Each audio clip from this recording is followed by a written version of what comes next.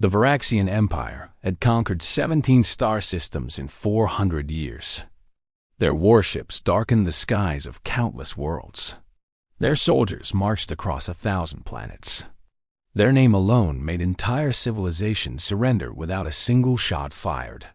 They believed themselves to be the ultimate power in the galaxy, and for centuries, nobody proved them wrong. Then they discovered Earth.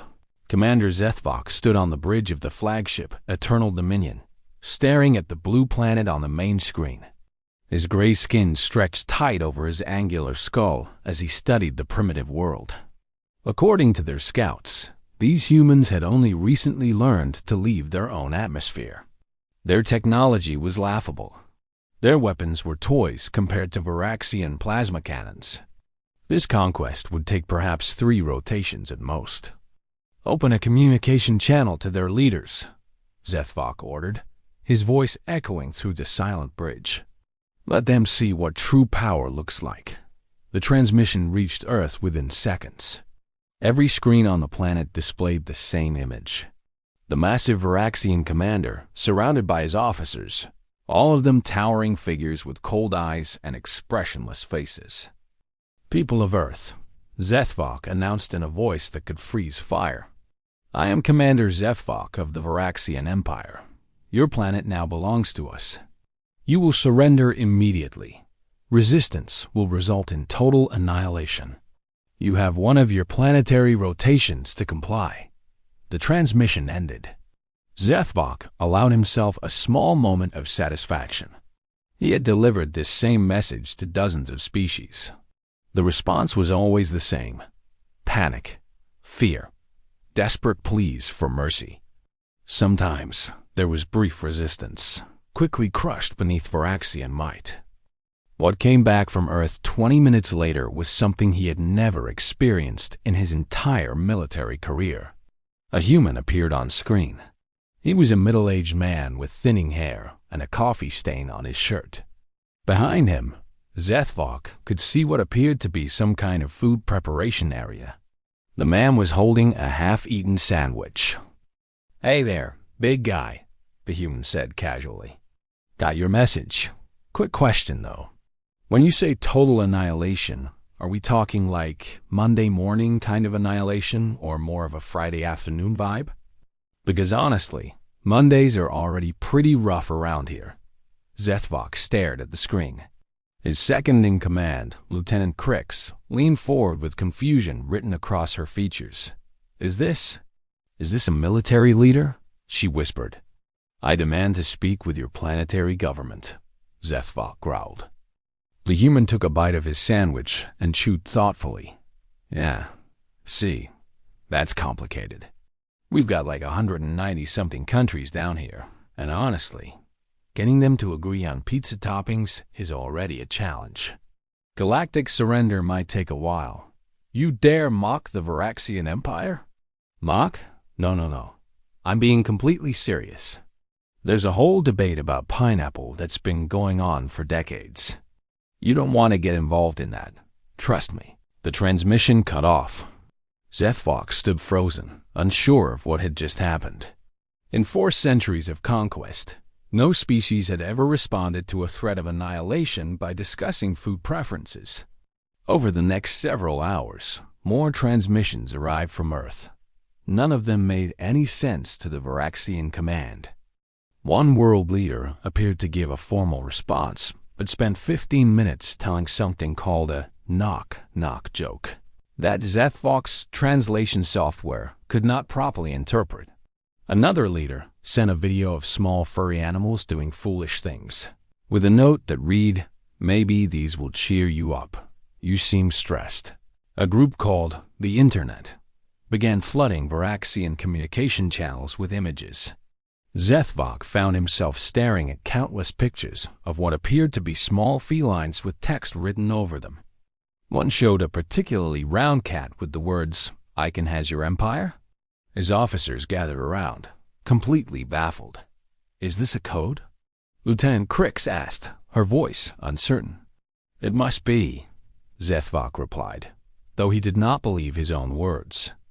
The situation deteriorated further when Varaxian ground forces landed on Earth to establish their dominance. The first unit touched down in what was called New York City. Within 3 hours, they reported back with deep distress. "Commander, the humans are not running," the unit leader reported, his voice shaking. "They are approaching our soldiers and asking for something called selfies. They want to take pictures with us. One of them asked if I was part of a film production. Another offered me something called a hot dog. Sir, I do not understand what is happening." In another location called Australia, a Varaxian patrol encountered a group of humans who invited them to something called a barbecue. The soldiers did not know how to respond when the humans began cooking meat and offering them beverages. One soldier accidentally drank something called beer and had to be carried back to the ship. The reports from around the world grew stranger by the hour.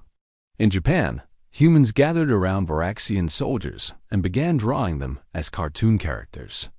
In Brazil, a massive crowd of humans started dancing around a confused Varaxian squad, pulling them into something called carnival. In Ireland, a local man challenged the entire invasion force to a drinking contest. Zethvok called an emergency meeting of his command staff. For the first time in his career, he had no idea how to proceed. "What is wrong with these creatures?" he demanded. "Do they not understand we have the power to destroy them?" "Perhaps they do understand," Lieutenant Crick suggested quietly. "Perhaps that is why they are behaving this way. Explain yourself." "Commander, every species we have conquered responded with fear. Fear is logical. Fear is predictable. We know how to handle fear." She paused, choosing her next words carefully. "But these humans respond to death with laughter. They respond to threats with jokes. How do you conquer a species that refuses to take you seriously?" The question hung in the air. Nobody had an answer. Things became worse when the humans discovered how to tap into Varaxian communication systems. Suddenly, every ship in the fleet began receiving transmissions from Earth. Comedy shows. Something called stand-up. Musical performances that made no logical sense. A form of entertainment called memes that spread through the Varaxian crews like a plague. Within a week, Zethvok noticed a change in his own soldiers. A weapons officer was caught making one of those cat images during his shift. A group of navigators had started telling jokes to each other during breaks. One young soldier asked Zethvok if he had heard the one about the Varaxian who walked into a bar. He had not. He did not want to. The final blow came during what was supposed to be a show of force. Zethvok ordered his fleet to position themselves above Earth's major cities, weapons charged and ready to fire. This would remind the humans of the danger they faced. Instead, the humans treated it as a celebration. They gathered in the streets, pointing up at the sky and cheering. They set off colorful explosives they called fireworks. Music played everywhere. Someone painted a massive sign on the ground that read, "Welcome to Earth. Sorry about the mess." A transmission came through from a human representative. This one seemed slightly more official than the Sandwich Man, but her first words were still baffling. "Hey, Varaxians. We've been talking, and we think there's been a misunderstanding. See, you say you want to conquer us, but honestly, we can barely manage ourselves. If you want to take over and deal with our traffic problems, healthcare debates, and internet arguments about whether water is wet, be our guest. We do not want your problems," Zethvok snarled. "We want your submission." "Oh, submission, right?" The woman nodded seriously. "Okay, well, culturally speaking, that's a whole different conversation. And there are websites for that, which I'm definitely not going to share on an official channel." Several Varaxian officers made strange sounds that might have been laughter. Zethvok silenced them with a glare. "One more thing," the human continued. "We noticed your soldiers have been downloading our entertainment. Totally fine, but if you're going to watch our movies, you really need to start with the classics. Someone on your ship has been streaming nothing but romantic comedies for 3 days, and honestly, that's not giving you the full human experience. Zethbok checked the fleet's data usage. She was correct. Romantic comedy consumption had increased by 8,000% since they arrived at Earth. He made his decision that night. "We are leaving," he announced to his stunned command staff. "Commander?" Lieutenant Crick stepped forward. "We cannot abandon a conquest. The Empire will what?" Zethvok interrupted.